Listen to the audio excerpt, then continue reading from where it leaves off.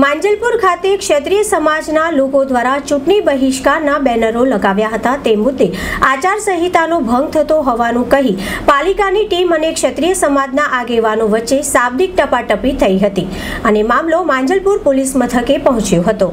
કેન્દ્રીય મંત્રી અને હાલના ભારતીય જનતા પાર્ટીના રાજકોટ લોકસભા ઉમેદવાર પરસોત્તમ રૂપાલાએ કરેલા નિવેદનને લઈને દેશભરમાં ક્ષત્રિય સમાજમાં ભારે રોષ ફેલાયો છે। ત્યારે સમગ્ર રાજ્ય સહિત વડોદરા શહેરમાં પણ ઠેર ઠેર ક્ષત્રિય સમાજ દ્વારા બેનરો લગાવી વિરોધ દર્શાવવામાં આવ્યો હતો। ત્યારે માંજલપુર ખાતે પણ ક્ષત્રિય સમાજના લોકો દ્વારા પરસોત્તમ રૂપાલાની ટિકિટ રદ કરવામાં નહીં આવે તો ક્ષત્રિય સમાજ લોકસભાની ચૂંટણીનો બહિષ્કાર કરશે તેવા બેનરો લગાવવામાં આવ્યા હતા। જે બેનરો પાલિકાની દબાણ શાખાની ટીમે આચારસંહિતાનો ભંગ થતો હોવાનું કહી હટાવી દેતા મામલો બીચક્યો હતો। પાલિકાની ટીમ અને ક્ષત્રિય સમાજના આગેવાનો વચ્ચે શાબ્દિક ટપાટપી થઈ હતી અને સમગ્ર મામલો માંજલપુર પોલીસ મથકે પહોંચ્યો હતો, જ્યાં ક્ષત્રિય સમાજના આગેવાન રવિરાજસિંહ સોલંકીએ તંત્ર સામે આક્રોશ ઠાલવ્યો હતો।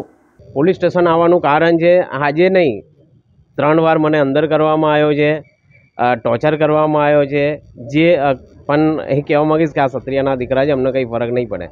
અત્યારે માંજલપુરમાં જે બેનર લગાવેલા એ બેનર પર્સનલ જગ્યા પર લગાવેલા, એ માંજલપુરમાં જે લગાવ્યું એ કાઢી ગયા તૈયારીમાં 1 જ મિનિટમાં ગાડી આવીને બેનર કાઢીને તૈયારીમાં ગાડી મૂક્યું। સેમ દરબાર ચોકડી એ રીતે કરવા ગયા, પણ જે આપણા ક્ષત્રિયના યુવાનો છે એમના ફોન આવ્યા કે તૈયારીમાં બેનર કાઢે છે, તો મેં પહોંચ્યો તો બેનર એ લોકોએ ઉતારીને ગાડીમાં મૂકી દીધું હતું।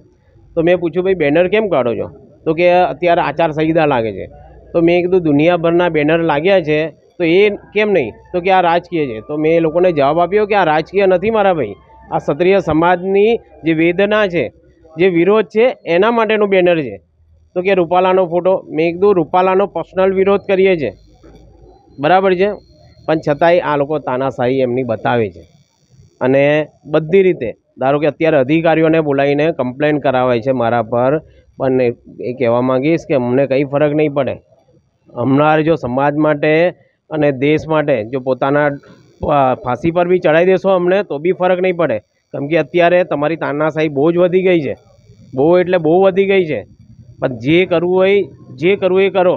सरफरोशी की तमन्ना अब हमारे दिल में है, देखना है जोर कितना बाजुए कातिल में है। એટલે જેટલી તાકાત છે આજમાઈ લો, અમને કંઈ નહીં ફરક પડે અને ફરક પડશે તો તમને પડશે અને આગલા થોડા દિવસોમાં તમને ખબર પડશે।